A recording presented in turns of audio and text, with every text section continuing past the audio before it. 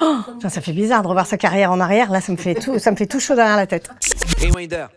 2024. Moi, ça fait un moment que je fais des spectacles de la maturité, j'ai l'impression, parce que Motherfucker, ça aurait pu déjà être le spectacle de la maturité. Elle a un enfant, elle se pose. Madame, c'était le spectacle de la maturité parce qu'elle a 40 ans, elle veut qu'on l'appelle Madame. Non, c'est le spectacle que j'avais envie de faire en 2022. J'ai dû l'écrire, ou 21 ou 22. Et voilà, ça correspond à ce que je vivais à ce moment-là, c'est-à-dire le célibat, que j'avais pas vécu depuis longtemps. Donc évidemment, il m'a inspiré ce spectacle sur la séduction, sur les hommes, sur les rapports complexes ou pas entre les hommes et les femmes aujourd'hui. Et surtout, le thème de la séduction à 50 ans. Ce qui me paraissait un thème intéressant. Ça qui est génial, à 50 ans, on n'est plus jalouse. On peut pas. Ils me tiennent tous à cœur, c'est tous mes bébés, c'est tous mes spectacles. Boys, boys, boys. Celui-là peut-être un peu plus que les autres parce qu'il est très très en phase avec ce que je vivais à cette époque-là, enfin de 22 à 24. Disons que plus j'avance, plus j'essaye de faire ressembler ce que je dis à ce que j'expérimente. Donc j'essaie de me rapprocher au plus du réel. Donc oui, j'y tiens beaucoup à ce spectacle. C'est un spectacle qui met l'amour à l'honneur. Enfin, j'avais envie que ce soit le spectacle de la réconciliation, en tout cas pour moi. Donc voilà. J'y tiens beaucoup, oui. 2022. C'est la diffusion de la série Désordre, parce qu'on a dû la tourner en 21, j'imagine. Laurence Foresti, humoriste. Je connais pas.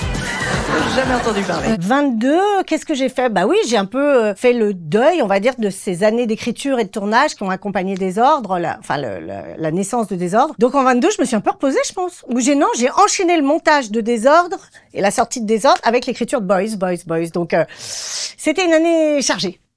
Et du coup, comment t'as vécu l'écriture et le tournage de la série? Écriture très long, ça a pris quelques années, donc là on peut remonter à 2016, je pense vraiment au tout début de l'écriture.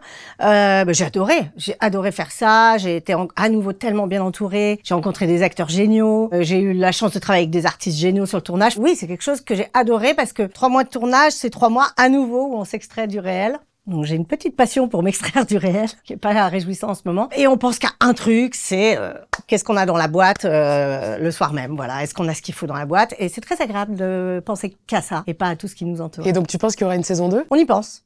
Mais je suis très lente, moi, dans le processus. On me prend toujours pour une grande travailleuse, mais je suis très lente. Oui, je travaille, mais j'aime bien attendre de plus en pouvoir. J'aime bien, comme à l'école, tu sais, quand tu fais pas la disserte le jeudi, mais tu la fais le dimanche soir. Bah, je faisais mes dissertes le dimanche soir, et de même, j'écris quand vraiment j'en peux plus et que j'ai trop de choses à dire. J'attends d'accumuler des envies, des colères. Sinon, j'ai peur d'écrire des choses qui me ressemblent pas. Donc j'attends, en général, le sentiment d'urgence me va bien. On peut dire que c'est un Sex and the City à la française, non? Alors, j'ai essayé qu'on ne dise pas ça dans l'épisode 1 en parodiant tout de suite Sex and the City pour me débarrasser de la comparaison parce qu'évidemment, il est hors de question que j'essaye tant bien que mal de me comparer à Sex and the City qui était un chef-d'œuvre. T'as dit, je rêve de faire un Sex and the City à la française.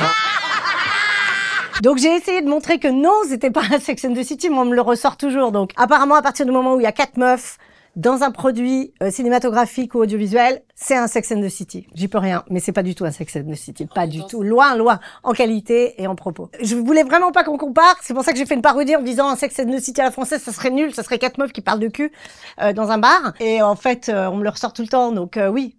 Apparemment, je vous dis, dès qu'il y a 4 filles, comme Girls avait aussi été soumis à la comparaison. Mais je suis très flattée parce qu'on en est très loin, mais c'est bien. 2020. Bon, 2020, confinement comme tout le monde, mais super confinement, moi, avec mes copines dans la nature, mes enfants, enfin, mon enfant et les enfants de mes copines, donc génial. Beaucoup de chance d'avoir eu ce confinement-là par rapport à d'autres. Et avant, bah oui, génial, La Flamme. Oui, c'était chouette. C'était chouette. Difficile de garder son sérieux en tournage avec Jonathan qui improvise comme un maestro. Je me souviens surtout de tous les rires contenus. C'était, si je dis pas de bêtises, La Flamme, il est adapté d'un format américain et il a, pour sa saison 1, en tout cas, c'est pas le cas dans Le Flambeau. Et pour La Flamme, je pense qu'il a quand même respecté ce qu'il y avait dans la version américaine et je pense qu'il y avait une non-voyante dans la version américaine. On n'a pas besoin de la voir parce qu'on a la version française qui est mieux, à mon avis. Oui, ça m'a fait kiffer, mais j'ai déjà eu des personnages plus intéressants à jouer. C'est pas méchant ce que je dis, hein. Mais il le sait d'ailleurs, Jonathan, parce que je lui dis toujours, mais t'aurais pu me faire jouer à n'importe qui, l'aveugle, t'aurais pu me donner autre chose. En soi, déjà, de jouer une nana qui est comme ça, alors tout le monde est comme ça, c'est déjà du comique de situation, donc j'avais envie de composer plus, mais c'est pas grave. Mais c'était génial. C'est ce que je dis souvent, Jonathan.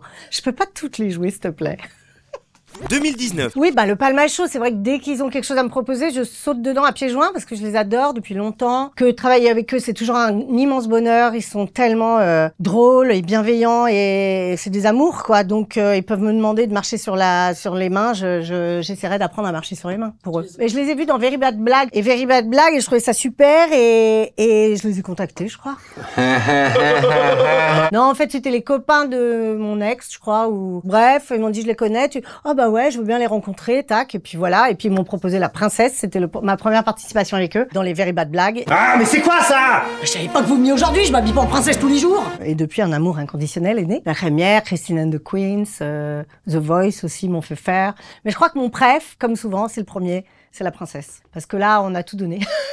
On s'est trop marré, c'était trop bien. 2018. En réalité, à cette époque, j'étais déjà dans l'écriture de la série. Et puis, comme le processus d'écriture était très long pour moi, j'ai eu le besoin impérieux de remonter sur scène et c'est un spectacle qu'on a monté en 2 mois. Avec épilogue qui était pas prévu au programme. C'est-à-dire que je me souviens d'avoir réuni mon équipe, je leur ai lu ce que j'avais, je leur ai dit est-ce que vous pensez que ça fait un spectacle? Ils m'ont dit oui. En même temps, ils ont pas le choix. C'est pas vrai. Et on s'est dit ok, dans 2 mois, on prend une petite salle à Paris et on commence. Parce que je m'ennuyais. En fait, l'écriture, c'est tellement long de la série qu'il fallait entre-temps que je remonte sur scène. Et on est content de l'avoir fait parce qu'Épilogue, c'est un bon spectacle. C'était drôle, c'était bien. On a joué au Paradis Latin parce que j'avais envie de quelque chose de plus petit. J'avais envie d'un esprit cabaret et tout. Et on a adoré. La réalité, c'est que ça s'appelait Épilogue parce que pour moi, c'était prévu pour être le dernier épisode de la série. Je sais pas comment te dire. En fait, mon planning a été a été chamboulé par le fait que j'ai pas réussi à écrire assez vite la série. Mais en vrai, je voulais sortir la série où on me voyait écrire un spectacle et je voulais sortir le spectacle en épisode 9, tu vois, ou en épisode final. Les plans ont été un peu contrariés. J'ai été trop pressée par l'appel de la scène, des planches, et j'ai fait Épilogue avant de faire Désordre, alors que Désordre devait arriver avant Épilogue. Je sais pas si je suis très claire, mais pour les très fans, peut-être que ça parlera. 2017. Alors, de plus belle, je suis tombée amoureuse du scénario qui m'a été envoyé. C'était même pas un scénario. C'était 10 pages. L'hôpital, c'était pas pareil. J'étais moche dehors, dedans, ça correspondait. Là-bas, plus t'es cassé, plus on t'aime alors. Et j'ai trouvé l'histoire très belle. Ça m'a parlé. Allez savoir pourquoi. On s'est mis en contact avec la réalisatrice Anne-Gaëlle Daval et puis on a avancé pas à pas ensemble dans cette aventure et c'était son premier film. Et je suis très heureuse déjà d'avoir eu la chance de travailler avec Mathieu Kassovitz et d'avoir pu partager cette expérience avec Anne-Gaëlle qui est une super nana qui a beaucoup de talent. Le film, c'est l'histoire d'une femme qui est en rémission de cancer du sein et qui essaye finalement de se reconstruire. Et c'est vrai qu'il y a pas mal de malades qui nous ont parlé après ce film et nous ont dit c'est très vrai en fait quand tu sors du protocole de soins, tu te retrouves un peu seul parce que le protocole de soins d'un cancer, ça rythme ta vie, quoi. La chimio, les scans, les machins, les groupes de parole. Et cette nana qui est en rémission se retrouve finalement à devoir reconstruire sa vie. Elle a plus le rythme de son protocole de soins et elle est un peu perdue. Il faut retrouver sa vie de mère, sa vie de femme. Et puis bon, et puis c'est tout son entourage. Il y avait Jonathan Cohen d'ailleurs dans le film qui jouait mon frère. Et je crois que ça a parlé à pas mal de gens qui ont traversé ces épreuves-là. Ce vide dans lequel on se retrouve après avoir été assisté et très très entouré par tous ces gens formidables qui t'accompagnent pendant la maladie, quoi. J'adore jouer de la comédie puisque c'est pour ça que je suis faite, je crois. Mais quand on a la confiance de quelqu'un pour un rôle dramatique, on a envie d'y croire et de se dire oui, pourquoi pas moi. J'ai aimé ça aussi, bien sûr. Quand c'est au service d'un texte qui vous plaît ou d'une cause qui vous plaît, c'est une chance. 2016. Grand bonheur les Césars à chaque fois, même en 2020 qu'on le croit ou non, c'était un grand bonheur quand même. J'adore ce genre d'exercice, je m'en cache pas, je l'ai souvent dit. J'ai adoré faire ça pour à la fois me glisser dans des parodies, pour partager la scène avec d'autres artistes, pour mettre en lumière des artistes qui étaient pas forcément pour lesquels j'ai dû me battre, pour imposer des gens, on s'en rappelle pas, mais imposer Jérôme Commandeur à l'époque ou Jonathan Cohen, c'était pas simple. Pardon, les gars. Mais à Canal, on m'a un peu dit non, on veut des restas, des machins. Moi, c'est une grande fierté que je retire de ça, mais je les ai pas fait éclore, mais j'avais envie de montrer aux gens très vite qu'il y avait ces gens-là qui arrivaient et qu'on pouvait pas rater, quoi. Et puis pouvoir faire des petites parodies, travailler avec des gens comme Tchéky Cario, enfin c'est le bonheur, quoi. Ah, Flashdance. Ouais, c'était drôle. Bah ouais, tout ce qu'on veut nous les humoristes, c'est foutre des perruques en fait. Donc moi, à chaque fois que j'ai une occasion de mettre une perruque, je dis oui. J'ai pris une doublure cul. J'étais très fière de ce petit cul. Travailler avec Vanessa Paradis, enfin. Quel rêve! Quelle autre cérémonie en France ou quelle autre occasion vous permet de faire ça?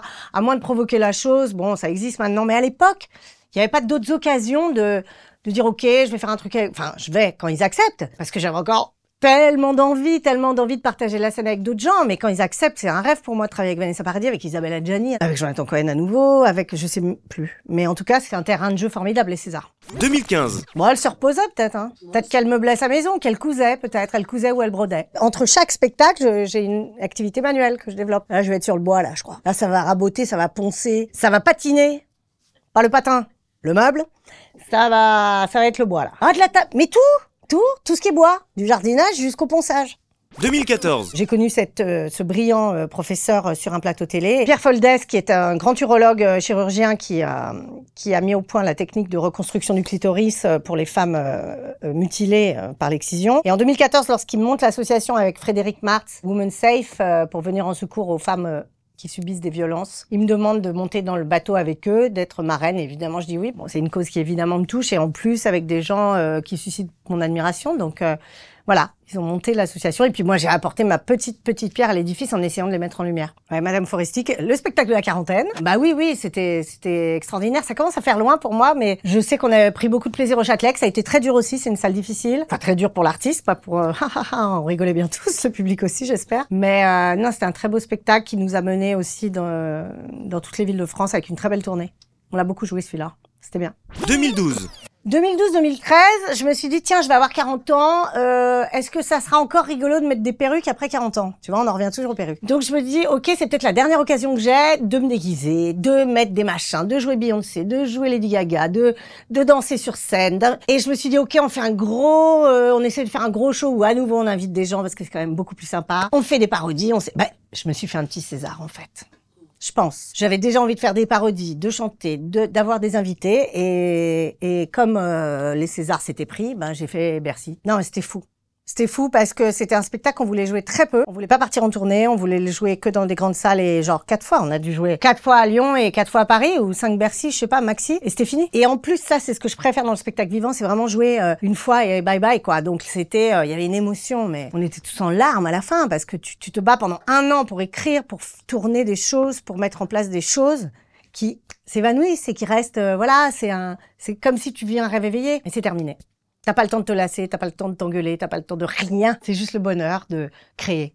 C'est vraiment l'essence de la création, c'est ça. Travailler 1 an pour un truc qui va durer une poussière, quoi. C'est une envie de célébrer la vie, je crois, de rire. Et plus on est de fous, plus on rit. On le dit, plus on est fou, plus on rit, ça existe, je l'ai pas inventé, donc tu te dis, ok, plus on est de fou, plus on rit, donc je veux ça, je veux eux, on va se marrer, on va danser, on va parodier tel artiste, on va parodier telle émission, je veux dire, le terrain de jeu de la comédie, il est large, et quand t'as le pouvoir de le faire, t'as envie de le faire, quoi. Je crois que ça titille un peu tous les artistes que je connais, hein, de faire des shows comme ça. C'est pas du tout pour faire des plus grandes salles, c'est pas du tout pour la gloire, hein, c'est pour le plaisir de rire, c'est vraiment juste pour ça.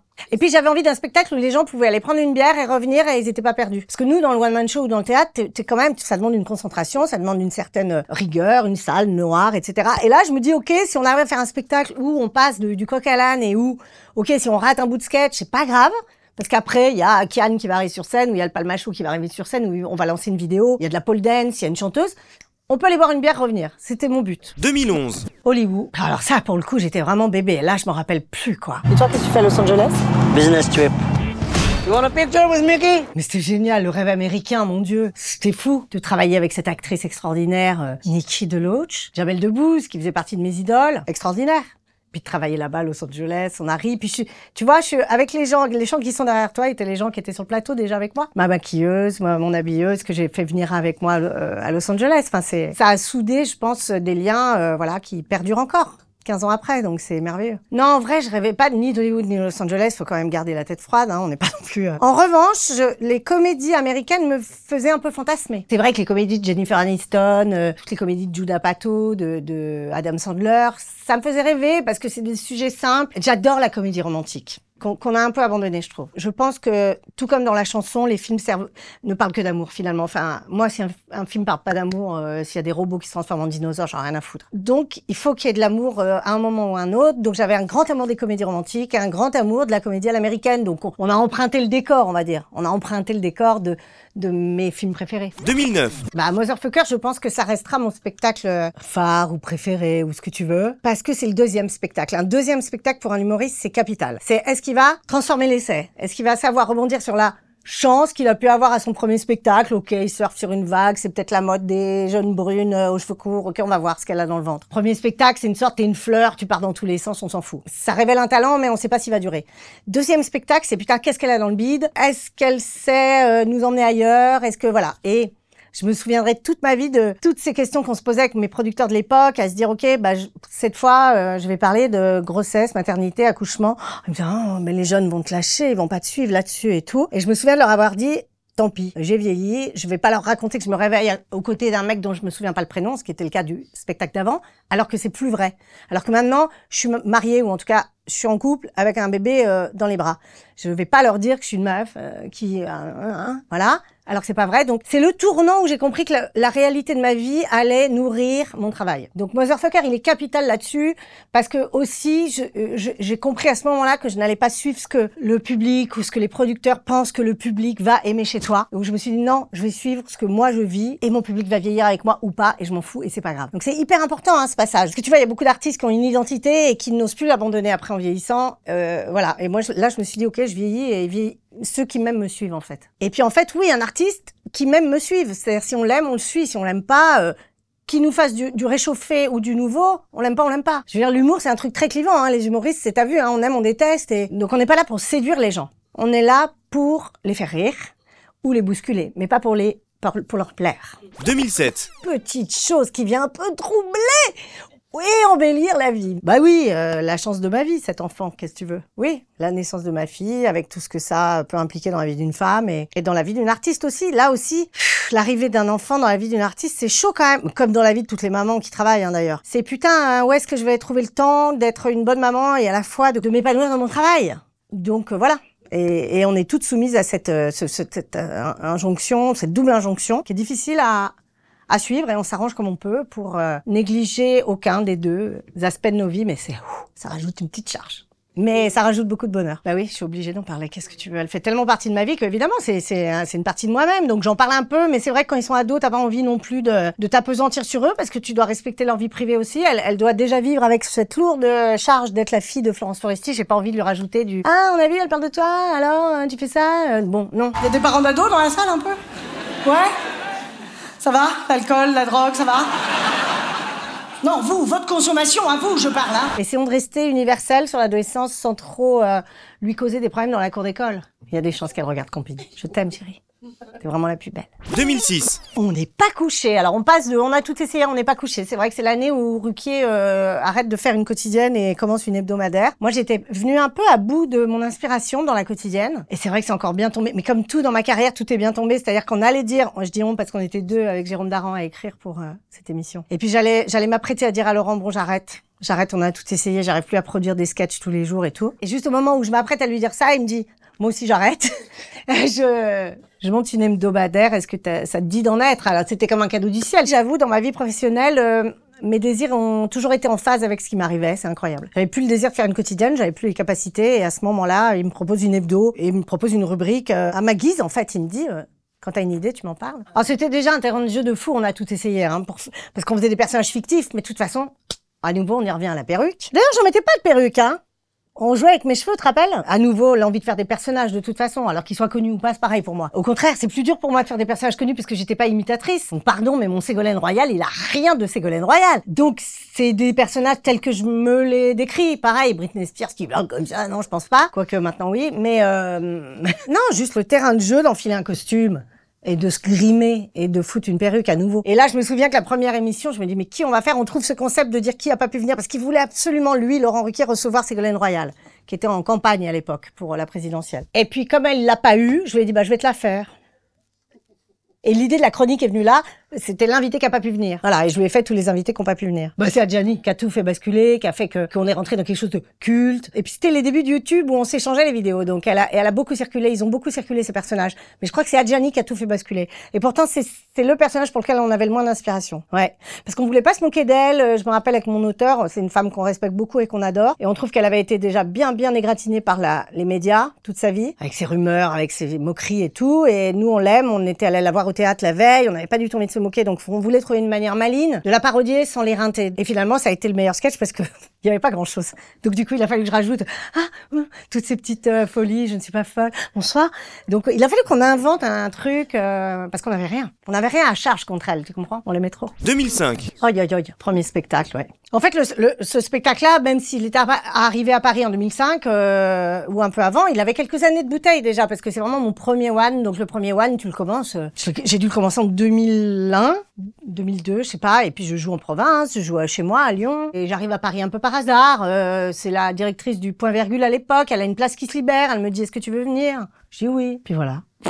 Tout est magique, je te dis, dans mon parcours, parce que tout a toujours précédé mon désir, en fait. Avant que j'ai envie de monter à Paris, on m'appelle pour aller à Paris. Avant que j'ai envie de passer à une grande salle, on me propose une grande salle. Avant que j'ai envie d'avoir un producteur, il y a un producteur qui vient me signer. Donc avant que j'ai envie de faire de la télé, on me propose de faire de la télé. Enfin, c'est incroyable. C'est un alignement des planètes, comme on dit aujourd'hui. À la télé, ouais, ça doit être La Cigale. Mais avant ça, il y a des années de festivals, des années de café-théâtre, des années, 1 an et demi de Point Virgule, 6 mois, 9 mois de Splendide. Enfin, voilà, il y a une énorme tournée dans les théâtres d'abonnés, les vieux qui dorment parce qu'ils te connaissent pas. Là, on s'est battu. C'est l'avion Barbie. L'avion Barbie qui est né en impro total, qui est pas écrit tout. Ma mère a, à l'époque, une brocante, un dépôt-vente, elle tient à Lyon. Et quand je viens voir ma mère, je vois tous les objets qu'elle accumule autour d'elle dans son magasin. Et il y a cet avion. Je dis, mais il ressemble à rien, cet avion. Et je vois la petite fille qui vient de le laisser, d'ailleurs. Enfin, la petite fille devenue grande, qui vient d'abandonner son avion au dépôt-vente. Et je lui dis, moi, je l'achète et je le mets sur scène ce soir. Je jouais à l'Espace Gerson, un café-théâtre à Lyon. Et à mon rappel, je lui dis, faut que je vous montre un objet. Et j'arrive avec cet avion et j'ai rien, j'ai pas de blague. Je dis juste, il est bleu ciel, on le voit pas. Merci, bonsoir. Et c'est tout au début. Et le lendemain, il est bleu ciel, puis il a les ailes rétractables, donc on le garde facilement. Allez, bonsoir. Et après, troisième soir, attendez, il y a pas de pare-brise. C'est pas possible. Troisième soir. Et ça, c'est quand même le rêve. Tu construis un sketch chantier en impro. Et après, je me découvre qu'il ouvre. Et après, je découvre qu'il y a que 3 sièges alors qu'il y a 4 hublots. Après, je découvre que si tu mets des piles... Donc en fait, c'est le sketch qui se construit avec le public, devant les gens. Donc il est magique ce sketch. Puis il m'a mené loin ce sketch, parce qu'il a beaucoup retenti, tu vois. Ce sketch est le plus intuitif, viscéral, anecdotique finalement. Il n'est pas écrit, il n'est pas pensé, il dénonce rien. C'est l'humour pur, c'est la blague pure. L'objet est drôle, on verra ce qu'on en fait. À Bercy, je l'ai fait faire en grandeur nature. À Bercy, j'arrive dans l'avion, grandeur nature. Deuxième spectacle, j'ai fait le bateau de Barbie, on rappelle, tu te souviens? En rodage, j'avais le bateau de Barbie, en rodage. Que j'ai pas amené loin, mais il était drôle le bateau, c'était un fer à repasser, tu te rappelles? J'avais ça, et surtout, oui, 10 ans plus tard, je le fais revenir en grandeur nature. Mais alors ça c'était drôle, hein. Un avion en polystyrène, tu rappelles, sculpté, il était magnifique. Parfois, il me manque cet avion. J'ai envie de me déplacer dans cet avion. On n'a pas su le motoriser. Un crossover, Ryan Gosling, Florence Foresti, tout simplement. Ça, déjà, tu vois, j'ai arrêté de penser quand t'as dit ça. Déjà, je suis en crossover avec lui, là.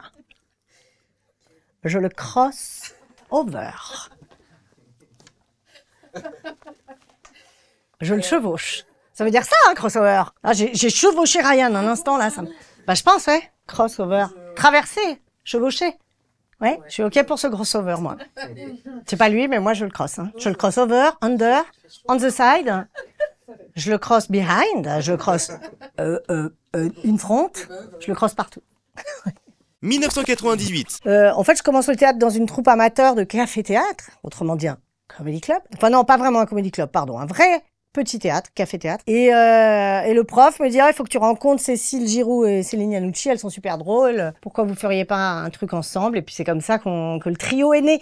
Mais moi, j'étais déjà partie pour être en solo, j'écrivais mes petits sketchs. Et ça a été finalement un très heureux accident de les rencontrer. 1996. Elle travaille chez EDF, au 16e étage d'une tour à la Part-Dieu, Lyon. Prend son petit ascenseur, son petit ordinateur, enfin son gros ordinateur, parce qu'à l'époque, on est sur des gros claviers. Et elle s'ennuie. Ouais, je suis infographiste chez EDF, voilà. Que te dire? Alors l'infographie à l'époque, c'est 256 couleurs, des pixels. Je fais clignoter des pages, des titres. Je fais des premières pages web où je tape du code. On mouse over, / go to page 5, / Et je suis un dinosaure de l'informatique. Et je travaille encore sur Photoshop 4.0, moi. Quand je fais... Je te jure que c'est vrai. Quand je fais mes affiches, je suis sur Photoshop 4.0. Il y a des calques maintenant, c'est chouette ça. Moi je détourne à la gomme.